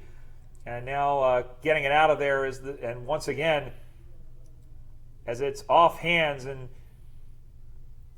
here's Walsh, who kicks that one in towards the middle. Klatt can't get to it. Rankin picks it up. Rankin gets free. She handballs it in. just past Nichols, and it's going to be Regitz who's able to get to it. Charging down for it is 21, which is Brower. She is not going to get to it. And back inside 50 it goes. Here is Rankin again. Rankin kicks, but it's offline. It's off to the left. Still in play. Halliday, I believe that was who had it. Turnaround kick is 23, who is Costanza. It's kicked in towards the goal again. That's another one. And it's another goal. Yeah, they're just under immense pressure at the moment, the Freedom Yep. back line. And They don't know what to do. They are trying their best, and really, it's been very, very difficult. And we do. I mean, it's a courageous effort. It has to be said. The way that Katie Klatt and Janelle Myers and the rest of that back line, and Regitz, who's back there as well, are doing their best to stem the tide, but it just isn't coming. 9-5-59 for the Northwind. 4 straight 24 for the USA Freedom. Under 2 minutes to go in the third quarter. The Freedom trying to see this game out and trying to at least get, all they need is one at the very least, but the Northern Lights trying to see it out at the very least. Oha, as that one's off the hands of the defender. Smolak is in there defending against Chabot. Smolak again still in there. Chabot able to get to it. They pull her down to the ground. In there again is Marks for the USA, and it's going to be, I think it's going to be a ball up. Yeah, I thought for a second it might have been a high tackle, but it is going to be a ball up. So Lee is over there to try and win it again. She punches it forward, and then it's cleared out. Play on, says the umpire. Picked up by Melissa Armstrong. She bootlegs around the right side, kicked that one inside the arc, and just dives by everybody. Smolak picks it up. She handballs it. Here's Estrada, her San Francisco teammate, and almost could have been kicking in danger, but Smolak falls on the pack. The ball comes out. Play continues. Still on that far side, trying to desperately get it clear. Smolak just wheels around and throws it onto the left. It's an aimless kick. Hemingway is trying to pick it up. She had her head over the ball, but Canada claims it. Up the right side, takes a bounce. It comes back to her. Now the kick goes up, booming kick along the wing, and it's off the hands of the winger there. That's Myers. Picking it up again is Brower. Brower with it now, and it's going to be a whistle and a free kick. That one's going to go the way of, it looks like Kari Johnson. So, or rather, that I believe was Brower. So Brower kicks that one back up. It bobbles around a little bit. Final 10 seconds of this one in the third quarter. Up to the near side as Estrada gets her right foot to it. Oh, hit hard at the siren was Melissa Armstrong, and as the siren goes, she is very slow to get up. But she is eventually up. I believe she had her bell rung there a little bit, but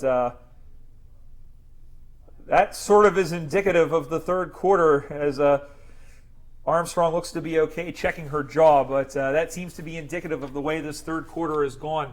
The Northern Lights pulling away here after leading by 9 points. The margin is 35 points at three-quarter time, the score lines. The Canada Northern Lights 9-5-59 to the USA Freedom 4 straight 24. The Freedom getting shut out in that third quarter. Dennis, I don't know. This is going to take a Herculean effort for the Freedom to come back from this one. 6 goals in this weather in 20 minutes is going to be quite the task for the Freedom girls. The Northern Lights girls have completely deserved the lead that they have ever since the 3-minute mark of the second quarter. They've just dominated the game. So hats off to the Northern Lights girls. Their superior skills are definitely making the difference. And certainly the ability to run on and get to the right positions and move the ball a little bit quicker than the Freedom girls is making the world of difference at the moment.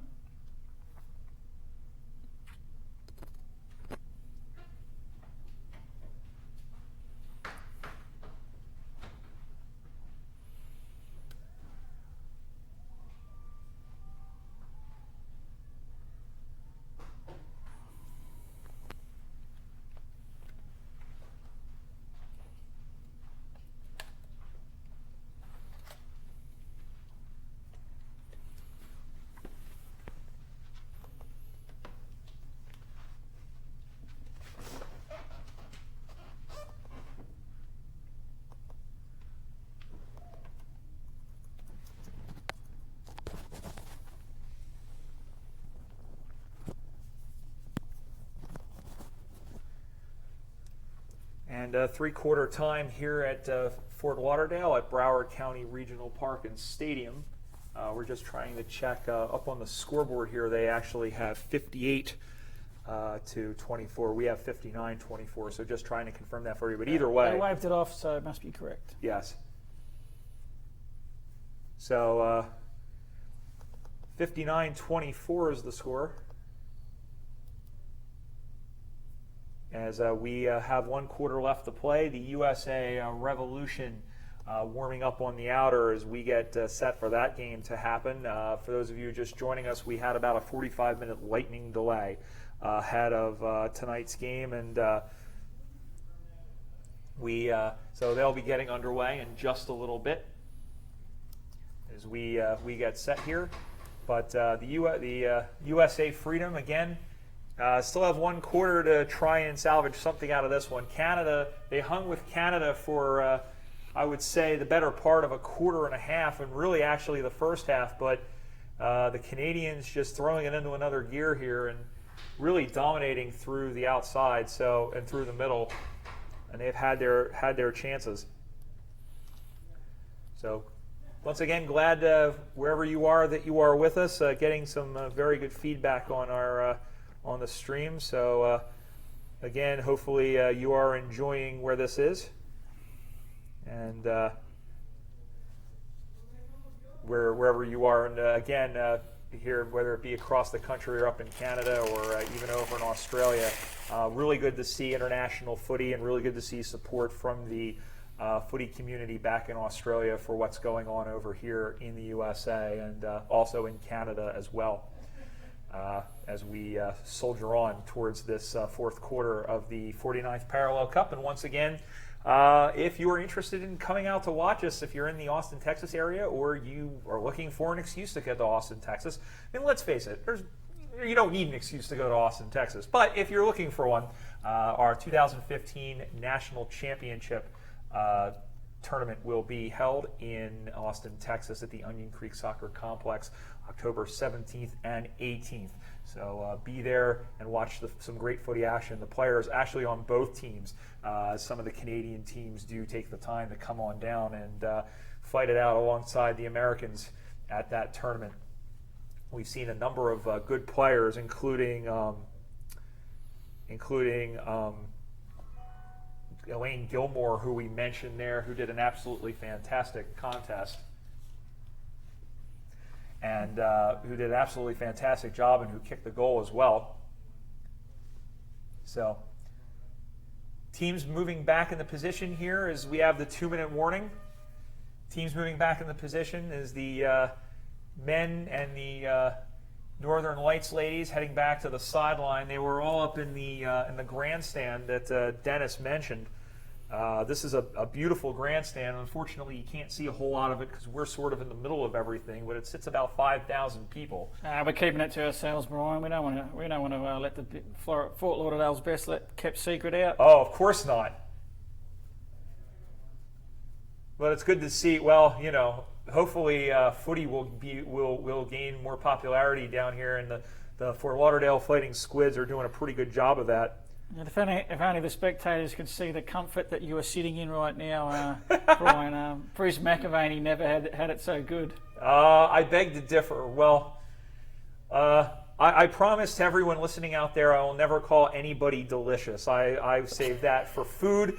And as much as I love footy and as much as I like watching the players here, I will not resort to Bruce McAvaney tactics. I will, however, use Centimeter Perfect, and I've stolen way too many from Rex Hunt for us to count. Brian, if you call any of the men's game players delicious, I'm going to hang you from the top of the stand here. I will by your feet. I will hold you to that. Fourth quarter action underway as Maguillon kicks it forward off a free kick that was earned by Melissa Armstrong. And then it ricochets back up on that far side as, good crunching tackle in there was going in there was Stevens for Canada going up against 22, which is Jessica Gray. The ball is still up on that outer. The USA trying to get something forward, but finally it's Stevens who picks it up. Stevens with a short kick just over the top, and it squirts on through. Coming in, bustling in from the back was Tyson as she turns and throws it onto the left. It's batted away by the fullback right out in front, and Tyson is just going to have to nurdle it through. I'm very curious as to why Karen Stabline didn't just take the mark That there. wasn't Karen Stabline, it was Oh, number check that. 30. Oh, I apologize. That's Carrie Johnson. Yeah, that was almost a very costly mistake that she just made there. So just a little bit of a basic that she maybe panicked and forgot or hasn't been taught yet. 60-24 now the score, the margin 36 points, and I do apologize to you, Karen, for giving you that, for hanging out on you. I saw the 0, I thought I saw a 1 there, but it isn't. And boundary throw-in directly across from us, and again, the USA really hasn't had too many voyages inside the forward 50, well, that's a 40-meter arc. There's a caught and holding the ball there. A good tackle by, I believe that was, no, it wasn't Casillas. But in any event, free kick to the USA. As Gray up on that far side, trying to find it, and then another whistle and another free kick to the US. Just apologies to our viewers, Brian, for a little bit of the ghost in the screen look that we have with the lights on in the background behind us, reflecting off the window that I'm shooting through. Yeah, there. Comfort has its cost, Dennis. Unfortunately, Lee with the mark, and she finds another target, or she almost did. And then up on that far side, it ping pongs back. Lee's going to try to get to it to the near side, but it's picked up by Willis, who throws it, don't argue, into the middle. Left-footed kick is short, and that time it was Johnson again out in the middle of the field, and then picked up by Wynn. Wynn's going to pump it forward. The mark is dropped by Nichols, and then finally able to clear it away was Sarah Maggion, or check that was 22, which was Gray again. And now that one is pumped upside and then almost marked and then dropped and then pushing the back. Maybe, play on, says the umpire. Play on again. It's a dog pile. And then a good handball off to Halliday. Halliday kicks that one in long, just over the 50, out of the reach of Walsh. Good job by the fullback there, which was, or rather that's Willis. Willis tried to push her out of the way. Moreau is over there, as is 17, which is Corrigan. Again, the U.S. Canada knocking on the door. Walsh just gets her right foot to. He pops it straight up in the air. Nichols can't take the easy mark. Play on. She can't claim it cleanly. Lee is over there, as is Stabline to help out. She's on her knees trying to handball it off. She may have got injured there, Karen. Maybe, and it's cleared out. Stabline is down still. As play continues up on that far sideline, Karen Stabline is still down. And it's out of bounds. I'm hoping it's cramp. It is cramped, and she is calling. I think she's saying she's okay.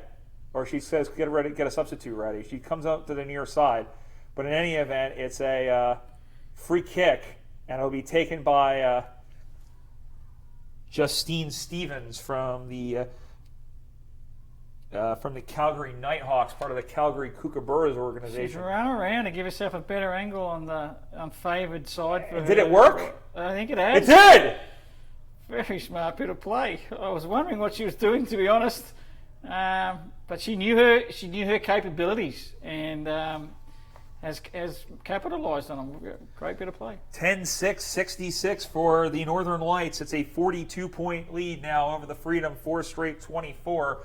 And looked like it may have been touched on the line, but the fullback for the U.S. just not getting to it. And we hear the cheering from the stands to our right from the Canadian contingent.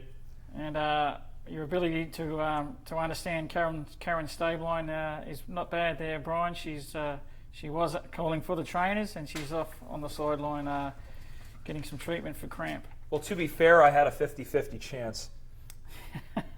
Infraction in the center square off the ball in, and a free kick to Canada as they threaten again off the fingertips, but Clatta's there, can't control it cleanly. Over to get it is 14, which is Marlena Ginocchio, who is, other than that goal, she's been in the contest, but really somewhat quiet. but it's a free kick to Katie Klatt, who has done a lot of really difficult work here defensively for the U.S., and hats off to her. They come to the near side looking for Estrada. Estrada is run into. It's a 2-on-1 contest. She handballs it off looking for kicker. And then Casillas had it, and she's going to get the free kick as she was caught high by Jen Nichols. So here is Casillas on the wing side here, in about the halfback flank position. I've seen her play for the national team. She plays more of a halfback flank. She sort of is migrated from a fullback to a halfback flanker or a center halfback, and it looks like they've paid 50 here. Did they come over? She come over the mark, Dennis? No, sorry, mate. I wasn't looking. That's okay. I think person may have called for something else here. Probably not a good thing for the cameraman not to be looking. That's okay. In any event, it's a kick, and it's almost marked. Again, the sandwich in front. It comes out. Hemingway's going to pick it up. She bootlegs around, just got it on to the left. It gets by the defender running on, and they're going to have to concede a behind. And a great job by the fullback, Ashley Gaisley, from the Edmonton Dingoes to rush a behind. That is the first score in about half an hour, actually more than that. I would say about 40 minutes of football for the Freedom. They go to 4-1-25. It's back to 41 points. Canada 10-6-66. 12 and a half minutes to play in the ball game.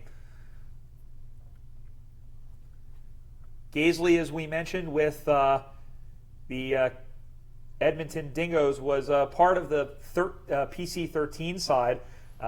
Jason Arnold telling us that she is nicknamed the Anvil for her hard-hitting approach to the game. So that's a good nickname to have, the Anvil. And that was a pretty good job to only concede the behind there. The U.S. now seeing more of the play in their forward line, and Gaisley is taken down by Kastanek. And is that going to be tackling off the ball? It is. No, it isn't. Free kick. So here is Lindsay Kastanek from the Denver Lady Bulldogs. A pretty acute angle. She's going to kick that into the center, looking for a contest. It rebounds all the way out, and it's a free kick to the U.S. in front. Yeah, I didn't see it, but the Freedom girl was just slung out the front of the pack there as the ball came in. So it looks like Emily Real, is it? Georgiadis was the one that was down, and they're giving the ball to Smolak. So Carly Smolak in front. A goal would be a very good confidence booster. She is right in front, and she makes no mistake. I think you might Or did say she? That's touched. Oh, they say it's touched. Or it hit the post, maybe. The Canadian girls are pointing at the post. No, it's a goal. Bill's giving it as a goal. Well, it was low. It could. I was thinking that it may have been touched, but it was low. I was thinking if anything would go down. It didn't look the straightest, but it's a goal. So the first goal in a long, long time for the USA Freedom. They go to 5-1-31. Canada 10-6-66.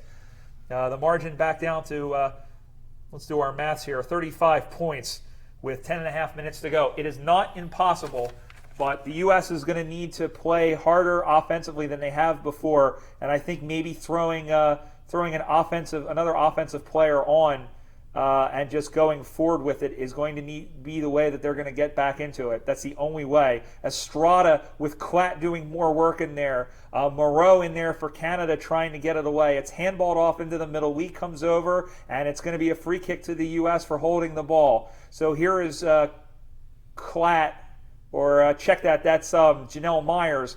Myers goes up the far side. But it's Walsh for the for Canada. She's thrown down, and that's another holding the ball. So the U.S. has picked it up a little bit here. Now they just have to get closer to the goal. Lee with the free kick again with another crunching tackle. I think that she got a sling tackle, the Canadian girl there, and I thought she hit the ground hard, but by the way she's pushing on her leg there, she's just got cramp, which is Justine Stevens. A better scenario than what I was worried about. Yeah, Justine Stevens was the one who is getting up as Edwin is caught and kicked forward by it looks like kicker on that far side, and then it comes back. Klatt picks it up. Klatt has pushed forward a little bit. She kicks that one inside the arc. Smolak can't get it. It goes to ground. Kicks equally as well on her left or right foot, Katie. That's good to see the women with skills on both sides of their body. Ambifluterius?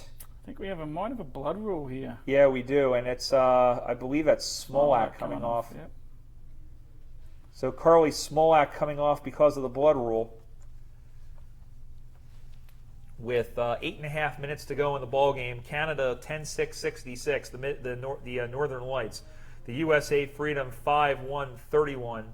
With as we soldier on towards the end, as Larry Quokka will come in. She's more of a defensive type player. Lissa Regetz rather has come on as well for the USA. She'll probably go into that. She'll probably go into that more offensive role. Once again, we have the USA Revolution and the Canada Northwind coming up after this one. We'll try and give you an ETA as for the start of that match. Again, with the delay for this match because of the lightning, but the good news is we haven't had any issues with that. Just rained a little bit. Clack couldn't hang on to the ball. Almost picking it up and then dropping it was Erica Scott, also of the Hamilton Wildcats. And Jeff Person, the umpire, crosses his arms like the Monsignor and will throw it up. Lee punches it forward. That one is kicked inside and almost marked defensively by 23 for the USA, and it's going to be a high tackle free kick. That was Holly Costanza, who's done a good job defensively tonight. And is that Armstrong? No, handballs it off to Hemingway. Hemingway with a good kick. That's kicked for goal, but it's gone off to the side for a minor score. Kim Hemingway is a very assertive player, very tough player, and she gets the behind there. 5-2-32 for the USA. She kicked that one right off the 40-metre line there and made the distance easily. So. Yep, if she can just straighten it out. Oh, well, she's got to do what she did there. Just try and get the handball, get the ball into the hands of the players who are capable. And she's gone and spoiled her teammate that time, though. Nope, not that time. Kicks that one long, and it's almost marked and then dropped by Legault. And then they go backwards to go forward. And now settling under it was Myers, but almost marked by Halliday. Halliday can't get to it. Neither can Jessica Gray for the USA. And now it's up on that far side. And picked up by Walsh. Walsh turns around, throws it onto the left foot. It's going to skitter by into the top of the 50. Picked up by Arnold. Dana Arnold turns around and kicks it. And now back up high, looking inside again for Arnold. Picked up, good handball. It's out to Nichols. Nichols touches it to the ground. She kicks it into the open goal. Jen Nichols with a great goal and a good job of being open. And you can see the USA pinching forward, and there they got caught on the backside. And the lead is back to 40 points. Canada 11-6-72. The USA Freedom 5-2-32. 5.5 minutes to go. Yeah, that was quite the turn of speed there by Jen Nichols. Just to get around the Freedom defender and kick another goal. She's been quite a handy player for the Northern Lights tonight. She has been. She's played very well up in the forward line, has Jen Nichols, and has played with Calgary in the past, even though she is based in Edmonton for the Grizzlies there. She is a goal sneak in point of fact, and Coach Jason Arnold describing her as a meticulous planner. There is Stableline heading back onto the field for the U.S. Not a whole lot of time left to go in this one. Again, it was a close game for about a quarter and a half, and the U.S. actually led 24-12 at one point. Lee gets to it. It's smothered. She kicked it right into her opposite number. I believe that was Walsh who's thrown backwards. But then it's Armstrong who can't get to it. There's a stabby kick, but it's off the foot of Stableline. Quokka is in there and then steals it right out of her hands. Nichols is in there to take her down. And then it's soccered forward. And a whistle and a free kick. It looks like it's a high tackle. Free kick to the USA. And I believe it's going to be, I don't think it's Tyson. No, it's 6, which is Julie Marks, who's also been a very hard worker on that back line for the USA, as Rankin takes down her opponent, as does Trevine as well. Steps over the man, does Nichols, and Klatt finally wins that one and bangs it forward. Picked up on one hop by Regitz. Over there is Estrada to help out. Armstrong is in there. She can't get to it. And looks like off the ball, and it's going to be a free kick. Estrada going short. Off the fingertips looking for Brower, but then clearing it out of the back was Lindsay Smith for Canada. Still up on that far side. Not much time to go here, as we are down to about 3 minutes. Now comes out to the near side. The USA trying to get another goal here. There's a big tackle by Kastanek. It comes loose. Calling for ball, didn't get it. Moreau kicks to the near side, and it's marked nicely by Nichols, who's come all the way up from the forward position to take that mark on the wing on the left side. Goes up top looking for Legault and can't find her. Still kept in. Here's Rankin kicking it into the center. Juggled and marked by Trevine. Trevine plays on, kicks that one up high to the top of the arc, and almost the easy mark there, and Klatt comes over to take it away from Walsh. She finds Lee, who's able to bang it out. Bounces by Estrada. Sarah Enner in there for Canada. And they get it to Regitz. Regitz shakes away from a tackler, swing and a miss there, as I think her grip may have slipped. And then finally banging it out was Brandy Corrigan for Canada. And now it's kicked up high, and it is almost taken. Klatt, Trevine able to whack it on forward, and everyone stops, so it's going to be a free kick to the USA. 100 seconds to go here. Canada leading by 40 points. It's 11-6-72 to the USA Freedom 5-2-32. It's been a very good game quality-wise, you would have to think, but Canada just much the best here, and that's a tribute to this Canadian side, considering how many starters from that women's team that they were missing, that they are just playing so well here. Lee's going to pick it up after it just falls in front of her. It's a ski jump ball, looking for Brower. Here's Kastanek, who runs inside 50 with a good kick, but it's off to the side, and it's a minor score. Less than a minute to go. It's 5-3-33 for the Freedom, 11-6-72 for the Northwind.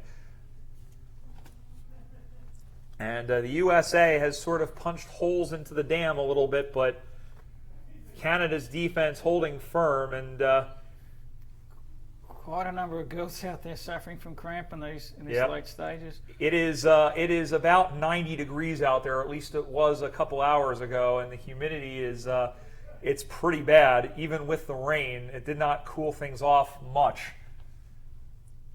They play on to that far side. 20 seconds to go. Play on, says Millsy. The umpire, Quokka is, or rather, that's not Quokka. That would have been Ashley Gaisley. As the ball goes up in the air again, it's punched forward. A little bit of a trick ball there. Brower is able to get her foot to it. Estrada handballs it. There's the siren, and that is it. The Canada Northwind have won the 2015 49th Parallel Cup, and they have done so for the third time in their history.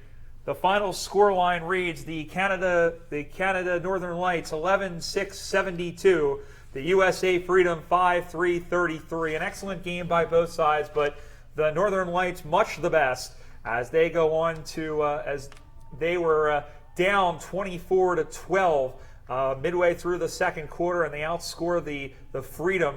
I guess that would be 60-20. Well, it would be 60-9 in the final 2.5 quarters of the match. Dennis, Ryan, your thoughts as we wrap this part of our coverage up? Yeah, as I said earlier, just the superior skills of the Canadian girls, I think, and just probably a better footy knowledge.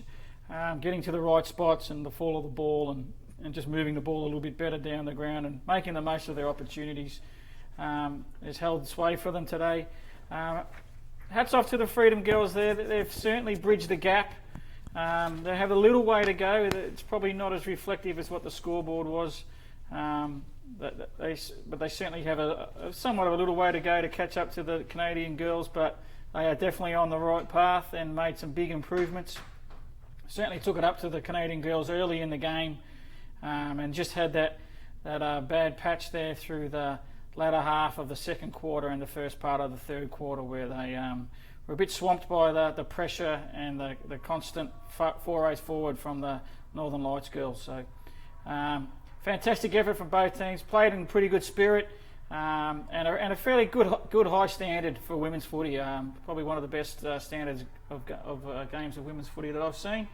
In trying conditions, very humid, hot and humid down here in Fort Lauderdale, and with the rain that we had at the start of the game, certainly made it for very slippery and wet conditions. So we are about to end this stream of the women's game. We will be back, so if you could just switch over to our men's stream, we will be up on that shortly. For those of you who have followed us, you know we've had some issues with streaming in the past, so we do this a little bit. We make this changeover with a little bit of trepidation. Yep. But I think we should be back and running and up on the other stream in just a few moments. We'll stay here and just let the Northern Lights girls have their celebration that they've earned very well as the men's teams have come out to warm up. And if we can really quick, just got official confirmation. 8:50 p.m. Eastern Time will be the first bounce of the men's game.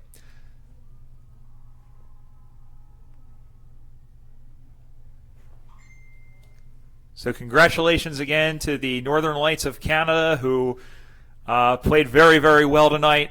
Very, very deserving of the world champions mantle, and they asserted that tonight. Again, as Dennis mentioned, the Freedom, well, it's still coming together for them. Still a lot of new players and whatnot, so that'll be it. So that'll be it for us. As we said, 8:50 start time. We'll see you over any other stream in just a bit.